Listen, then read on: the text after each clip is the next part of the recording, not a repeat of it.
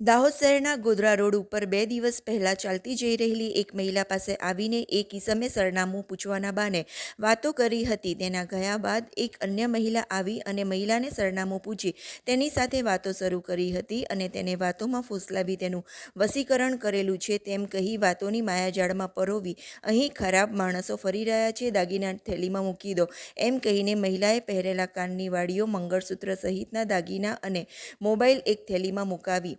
ત્યારબાદ પેલો ઈસમ પણ આવી પહોંચ્યો અને વાતોમાં ફોસલાવી દાગીના અને મોબાઈલ બંને લઈને ફરાર થઈ ગયા હતા. બનાવને પગલે દાહોદ એ ડિવિઝન પોલીસે ગુનો દાખલ કરી ટેકનિકલ સોર્સ અને બાતમીના આધારે મહારાષ્ટ્રના વસીમ શેખ અને સલમા ઇકબાલ શેખને ઝડપી પાડી લૂંટ કરેલા દાગીના કબજે કર્યા હતા. પોલીસે કોર્ટમાં એ બંનેને રજૂ કરીને 2 દિવસના રિમાન્ડ મેળવી અન્ય કઈ જગ્યાએથી આ પ્રકારની છેતરપિંડી કરીને લૂંટ કરી છે તેમજ અન્ય કોણ કોણ સામેલ છે તે દિશામાં તપાસ હાથ ધરી છે. ઝડપાયેલ સલમા અને સામે રાજ્યના ગાંધીનગર, અમદાવાદ, ભરૂચ સહિત અલગ અલગ જિલ્લામાં કુલ 8 ગુના આ પ્રકારના છેતરપિંડીના નોંધાયેલા છે.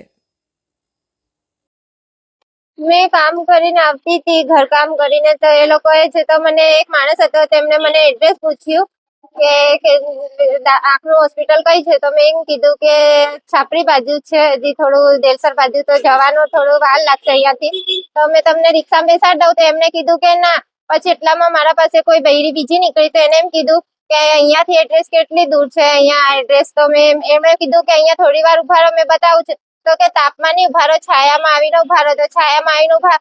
તો મને એમ કીધું કે તું પેલા આગળ બીમાર થઈ હતી ને આવું બધું થયું હતું તારા હંગાતે. મેં કીધું હા, મારા ઘરે તો આવું થયું હતું મારા હંગાતે. તો એમણે મને એમ કીધું કે એમણે મને હાથમાંથી પાણી ને એવું બધું કાઢીને મને બતાવ્યું. પછી મને એમ કીધું કે આ તારું બધું પહેરેલું છે, રસીકરણ કર્યું. મને પછી મને એવું બધું કઈ યાદ નથી. એમણે મને બધું કાઢવા કીધું તો મેં જાતે કાઢી દીધું. અને પછી કાઢીને મને એમ કે આ રૂમાલમાં બાંધી દે, તો મેં રૂમાલમાં બાંધી દીધું અને મને નીચે બેસાડી દીધી. નીચે બેસાડીને પછી એ લોકો પાછળ મને ફરીને જોવા કીધું. તો મેં પાછળ ફરીને જોતી હતી. મને 11 થાંભલા ગણવા કીધા અને પછી એ લોકો પછી કઈ ગાયબ થયા એ મને નહીં ખબર. ને સફેદ શર્ટ પહેરેલો છે અને પેન્ટ ને બૂટ પહેરેલા છે ને એક બૈરી પાસે ડ્રેસ પહેરેલો છે. અને તમારે શું શું કાઢીને લઈ ગયેલો? મારે 4 વાળી છે, નાકનો કાંટો, પગના છડા છે, મંગળસૂત્ર, હા મોબાઈલ છે, ખાવાનું પણ છે, થેલીમાં લઈને આવતી હતી, તરબૂચ ને બધું, તે પણ બધું થેલી પણ લઈ ગયા. તમારું નામ? સોનલ. ઘટનાની હકીકત એ પ્રકારની છે કે 2 દિવસ પહેલા દાહોદના જે ગોધરા રોડ છે એ ગોધરા રોડ ઉપર એક મહિલા પસાર થઈ રહ્યા હતા. એ દરમિયાન વ્યક્તિની પાસે આવી અને એવું કીધેલું કે દવાખાના રસ્તો ક્યાં છે ને પૂછતાછ કરેલી. એ દરમિયાન અન્ય પણ બેન આવી ગયેલા અને પછી વાતચીતમાં જણાવેલું કે ભાઈ તમારા ઘરણા કે જે છે એ તમે બેગમાં મૂકી દો, આગળ કોઈ ખરાબ લોકો છે એમ.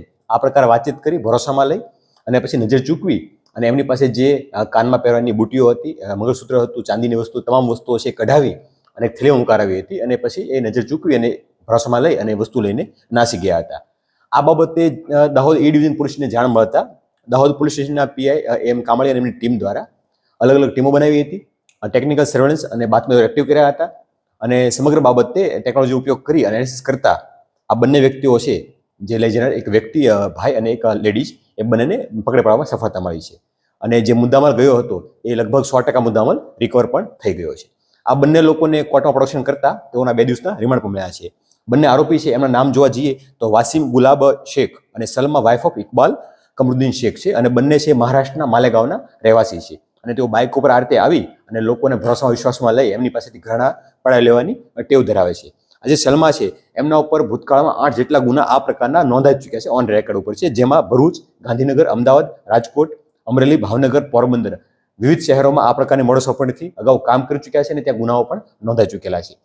આ તમામ લોકોને લગભગ 24 કલાકની આસપાસના સમયમાં એ ડિવિઝન ટીમ દ્વારા પકડી પાડી અને 100% મુદ્દલ કરવામાં સફળતા મેળવેલી છે. હાલમાં બંને લોકો છે એ પકડાઈ ચૂક્યા છે અને હવે એની તમામ રિમાન્ડ પૂછતાછ કરવામાં આવે છે અને તપાસ કરવામાં આવે છે કે આ પ્રકારના અન્ય કૃત્ય કર્યા છે કેમ, અન્ય કોઈ જગ્યાએ સામેલ છે કેમ, કે અન્ય કોઈ વ્યક્તિને મદદગારીમાં છે કેમ. આ તમામ બાબતો ઉપર પોલીસ વિગતવાર તપાસ હાથ ધરશે. જે ઘરેણામાં સોનાની નાની વાળી હતી, 4 નાકનો કાંટો હતો, ગળાનું મંગળસૂત્ર હતું, પેન્ડલ હતું, ચાંદીની વિછુડી હતી અને એક મોબાઈલ ફોન હતો. આ તમામ વસ્તુઓ છે જે ગઈ હતી એ લગભગ 100% રિકવર થઈ ગઈ છે.